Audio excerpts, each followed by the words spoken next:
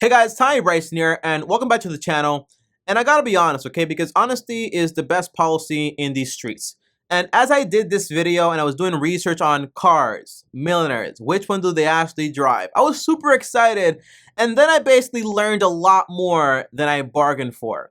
And I kind of felt stupid and just a little dumb because as I read, I was like, who's gonna fall for this? And then I looked back a few years ago and I was like, if you asked me this question, what cars do millionaires drive? A few years ago, I would have told you, obviously, they drive Audis, they drive Mercedes, they drive Porsches, they drive BMWs. On top of that, they have a lot of money, they might have some jewelry, and they might have some very hot wife or hot girlfriend, famous celebrity, all this stuff. That would be my answer. And today, if I heard myself say that, I'll be like, what a weirdo. Like, why do you think that?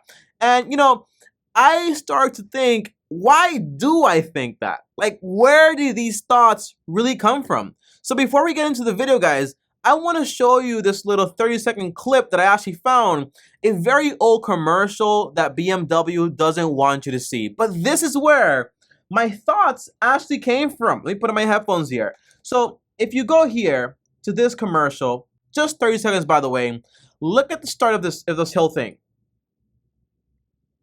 Two cars coming along, guy, attractive girl, boom, smiles, the lights. What are they doing? What are they doing? The car's backing up. She's doing something there. The windows are going down. This is a real commercial. The stick goes up, and then the papers go flying. The cars go ahead. What picture does this paint for you of BMW? What does it tell you? It paints you a picture that, hey, if you have this luxury vehicle, you're gonna look successful. You're gonna get some, some hot girls or whatever. Like, all this stuff is right there. So as I did all the research, I felt a lot more dumber than I should have because I don't think this way anymore.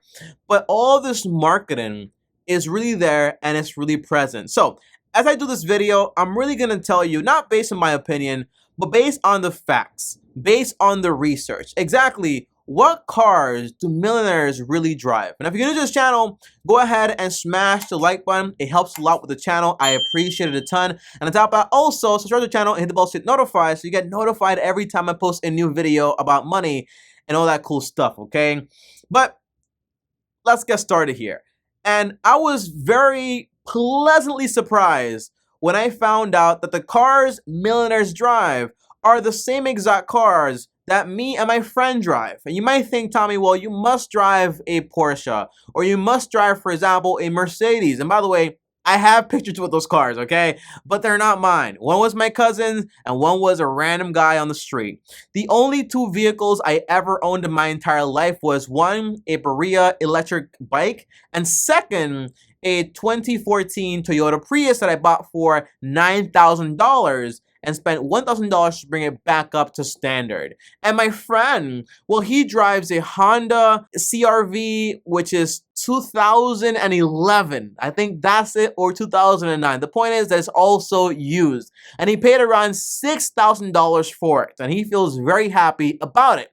And you might think, well, Tommy, you cannot be telling me that people that have a 7-figure net worth are gonna be driving these dusty, old, wrinkly cars. The answer is, I am telling you that. And you might think that me and my friend are just like weirdos, that we're so frugal and we're not successful, but it's not true, because when you think about Toyota and Honda Civics, you don't really think about like, oh, successful people. Well, my friend makes a little bit over $200K a year. And I also found out while reading this book that only 1% of people in America actually make that much money. And I was like, that's crazy. And shout out to God, because I also do that. But I'm not telling you that to show off. I'm telling you to tell you that basically all me and my friend do for the past 6 years have just been studying the habits of wealthy people and doing exactly what they do. If you want to call it smart, but what I call it is basically monkey see, monkey do, because I believe that if I do what they do, I'm going to get the same results as they get. And cars are a wealth trap. They're not buying those wealth traps. They're putting their money in investments to make them even more money. And before you start thinking and trying to say, well, Tommy, the only people that become wealthy are the 1% that make over 200K a year. I also learned while making this video that the average millionaire works a 9-to-5 job, and on top of that, they never make over $100,000 altogether as a household. Like, that's pretty crazy too, because it means you don't need to have a crazy income to be able to assume or amass a lot of money. Now, I noticed two things that millionaires look for whenever they're trying to buy a car. They look for two things. First, you have quality. Quality means I want to buy a vehicle that's going to be dependable, that's going to be reliable, and that whenever I take it to get fixed, the parts are actually going to be there, right?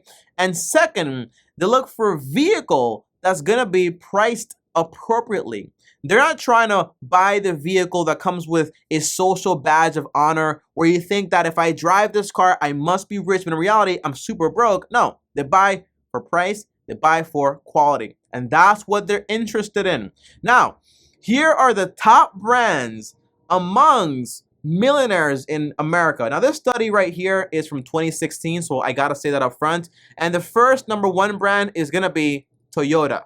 Okay, I drive a Toyota, that's pretty cool. And the second one is Honda. I told you, all me and my friend do is copy these people. The third brand is Ford. By the way, they love F-150s, they love Avalons and Camrys, and they also love CRVs. Now, I gotta be honest here because I also learned something else while making this video. And it's basically, if you guys didn't know this, okay, when did driving SUVs become popular?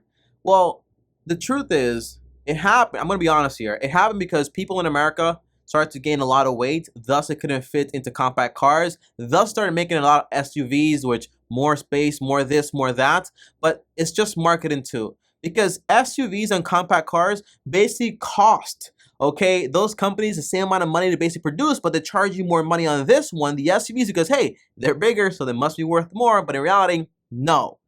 No, no, no. And that's where me and my friend disagreed. So he went ahead and got the SUV for more space. And I went ahead and got the Toyota Prius, with is a compact car with 4 doors. And I'm calling it a day and I'm pretty happy with it, okay? But those are the most popular brands amongst millionaires. The Toyota, the Honda, and also the Ford. And I gotta say it again, they love Ford F-150s. Now, if you do remember what I said before, is that this survey, although it is pretty accurate and it's their favorite brands, it is from 2016. And the whole goal is to study the pattern, not exactly what they do. I want to know why you do what you do. So why do you buy Toyotas and Hondas and Ford? Well, tell me, because they have good prices and they're also very reliable. Quality and price, right? So if that's what you're looking for, well, as time passes, obviously, you might have a new car brand that's just as good, might be priced below, so you always want to be having your eyes open. So right now, 2022, what are the best cars out there based on brand, okay? Now, I have to say this. You got to do your research. So one website I love to use is JD Power.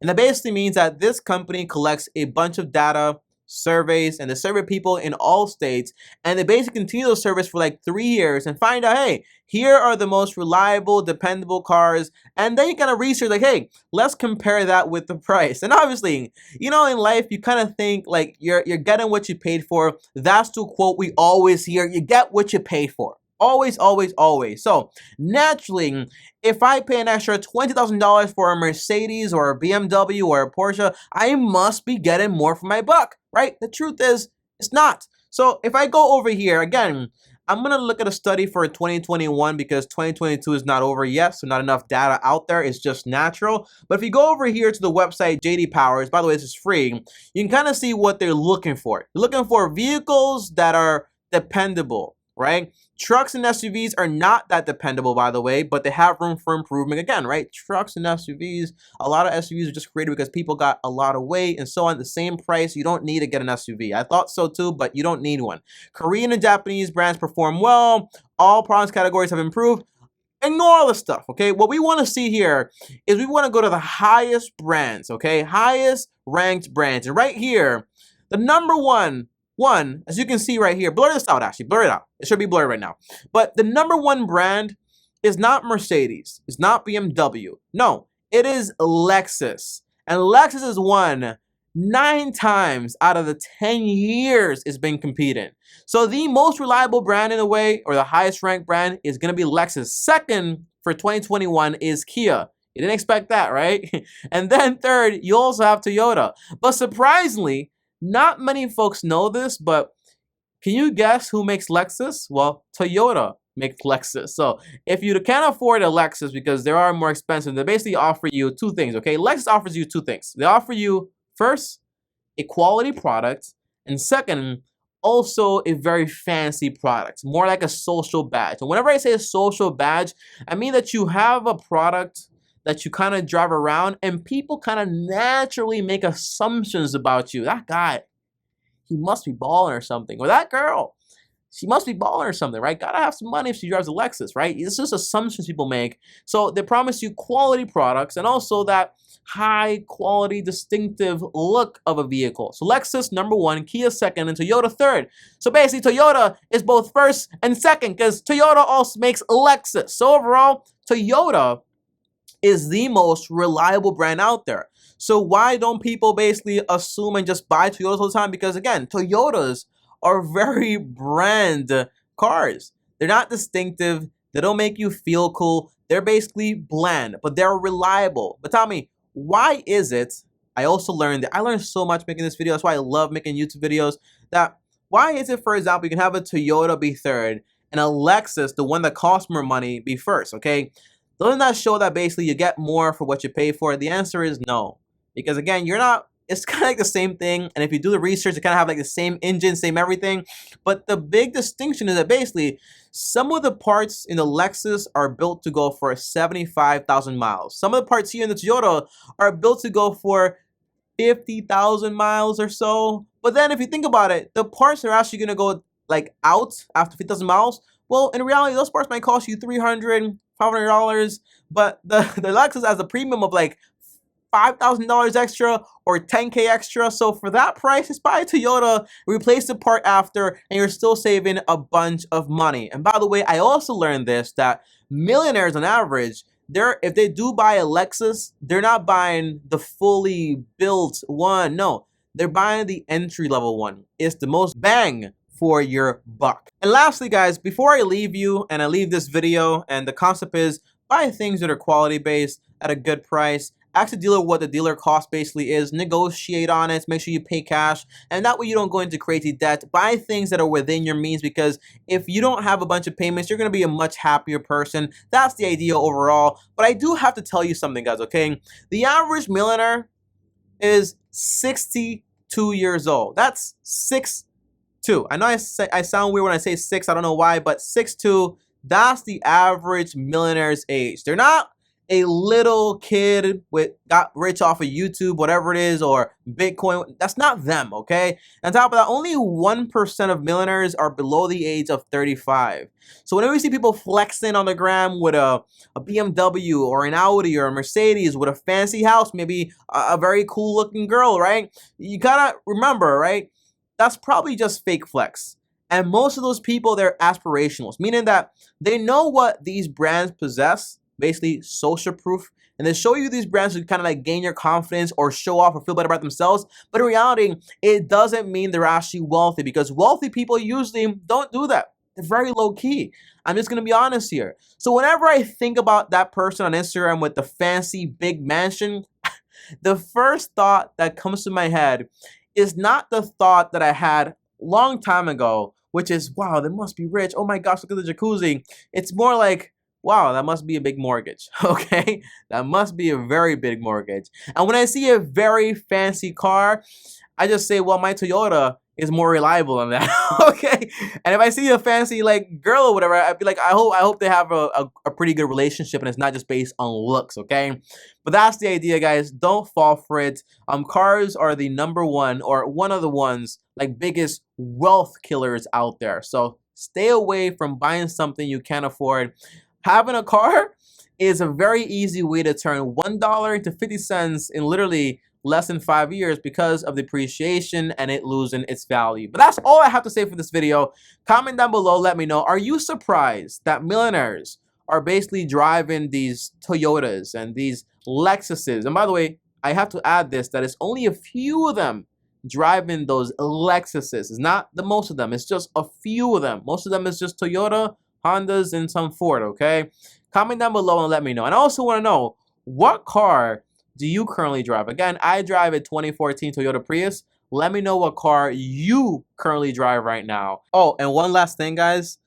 Be careful telling someone that drives a Mercedes or a BMW or a Porsche or whatever it is that, hey, your car is not really that cool, it's not really that dependable. Just don't do it, because most of those people, they have a crazy attachment to these material things. So whenever you do call these things out, make sure if you do call it out, do it in a very pleasant manner. Like, hey, have you seen this research and what's your thought on this? Okay, just ask questions. And if they get upset, just kind of like be like, okay, just do you, but you know the truth, okay?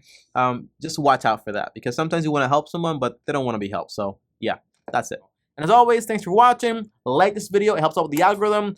Also subscribe to the channel, hit the bell so you're notified. On top here is another video, and here's my face. Click and subscribe. And lastly, thanks for watching. Long Term Team officially out.